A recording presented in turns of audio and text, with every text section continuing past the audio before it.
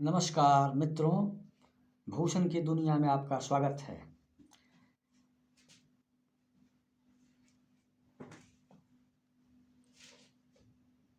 निवेश कहाँ और कैसे करें? मित्रों, आपने शेयर का नाम जरूर सुना होगा। शेयर के साथ साथ शेयर बाजार की चर्चा भी आपने जरूर सुनी होगी। पैसा कैसे कमाया जाता है यह भी आप जरूर ही जानते होंगे। अगर आपके पास पैसे होंगे तो आप पैसे की कीमत बखूबी समझते होंगे। शेयर बाजार के बारे में भी आप जानने को जरूर उत्सुक होंगे। शेयर बाजार में पैसा एक तकनीकी के आधार पर काम करता है। शेयर बाजार के तकनीक विशेषज्ञ शेयर बाजार में निवेश करके पैसा बनाते रहते हैं और शेयर बाजार के निवेश करने वाले सलाहकार हैं, निवेश करवाने वाला सलाहकार हैं, उनकी अच्छी समझ की बदौलत ही शेयरों का सौदा लोग करते हैं तो फ़ायदा उठाते हैं। सलाहकारों की अच्छी समझ से शेयरों से लोग सौदों में फ़ायदा भी उठाते रहते हैं। शेयर बाज़ार में जितनी संभावना पैसा बनाने की होती है उतनी ही संभावना पैसा गंवाने की भी रहती है। अंधेरे में तीर चलाकर कोई लक्ष्य भेदन नहीं कर पाता है। तीर से लक्ष्य भेद की तकनीक को समझ पाना और तब जाकर के कुशलतापूर्वक लक्ष्य को हासिल करना पड़ता है। बिना ज्ञान अर्जित किए हुए, बिना कुशलता अर्जित किए हुए, बिना समझ पैदा किए हुए कोई भी किसी भी क्षेत्र में नहीं सफलता पा सकता है। सिर्फ आशावादी नज़रिया और उत्साहपूर्ण सकारात्मक मनोदशा शेयर बाजार में काम नहीं करती, काम नहीं कर पाती। सिर्फ आशावादी विचारधारा और मनोदशा बहुत लोगों को शेयर बाजार में निवेश करने की लत लग चुकी होती है। बहुत से लोग पैसे के लालच में अपना खटिया भी खड़ा कर लेते हैं। बहुत लोगों का शेयर बाज़ारों में किया गया निवेश का प्रयास अत्यंत दुर्भाग्यपूर्ण भी साबित होता है। किसी भी क्षेत्र में सफलता प्राप्त करने के लिए तकनीकी कुशलता की जरूरत पड़ती है। एक तकनीक को अपनाना पड़ता है।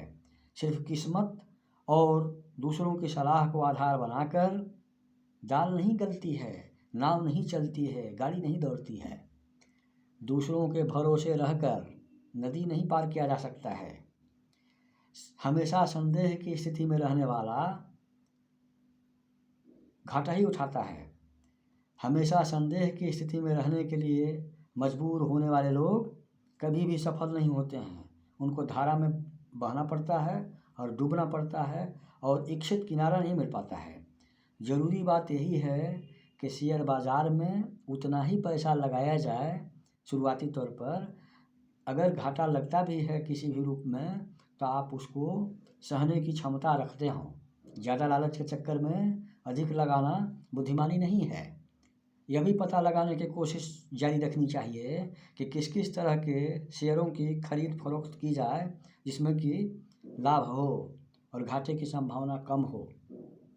शेयरों की खरीद बिक्री पर उबार की स्थिति को, परिस्थिति को, दशा को समझने की परख आनी चाहिए। अनुमान लगाने की कला होनी चाहिए। कोई भी अनुमान, कोई भी पूर्वानुमान बिना किसी आधार के नहीं लगाना चाहिए। आधारहीन लिया गया अनुमान घाटा ही देता है। बिना किसी आधार के, बिना किसी कैलकुलेटेड रिस्क के कोई भी काम करना खतरे से खाली नहीं है। सिर्फ अनुमान को नुकसान की तरफ बढ़ाने की सीढ़ी न बनाया जाए। किसी भी समस्या का आप जिस तरह से समाधान खोजते हैं, जिस तरह से समाधान की तरफ बढ़ते हैं, ठीक उसी तरह एक आधार ले करके आप शेयर का सौदा करिए, शेयर की खरीद करिए, शेयर की बिक्री करिए। एक नपातुला कैलकुलेटेड रिस्क समझते हुए और उसको आधार मानते हुए आप सावधानीपूर्वक निवेश करके लॉस से बच सकते हैं और एक सीमा बनाइए कि इससे अधिक हम लॉस नहीं सहेंगे, इससे अधिक फ़ायदा अगर नहीं हो रहा है तो वहीं पर हम उसको डिस्पोजल कर लेंगे। ज़्यादा लालच के चक्कर में, ज़्यादा लाभांश के चक्कर में लोग अधिकतम नुकसान उठाने लगते हैं।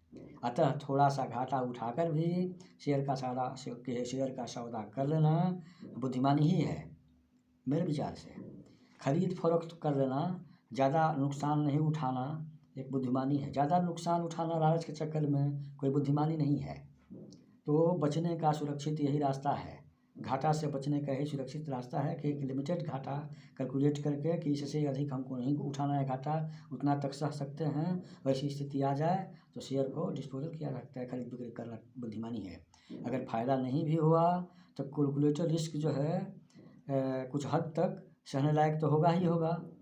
तो ऐसी स्थिति में शेयर की खरीद फरोख्त करना और इस तरह की नीति बनाना एक समझदारीपूर्ण नीति होगी, एक आधार होगा और नुकसान से बचा जा सकता है, अधिकतम नुकसान से बचा जा सकता है और सहने लायक नुकसान को सहा जा सकता है। हानि की एक समस्या, हानि की एक सीमा तय कर लेना चाहिए कि यहीं तक हम हानि सहेंगे और उसी को आधार बना करके शेयर से होने वाले नुकसान की मात्रा को सहने लायक अपने आप को बनाया जा सकता है। और ज़्यादा लालच करना ही मूल को गंवाने की स्थिति में डाल देता है।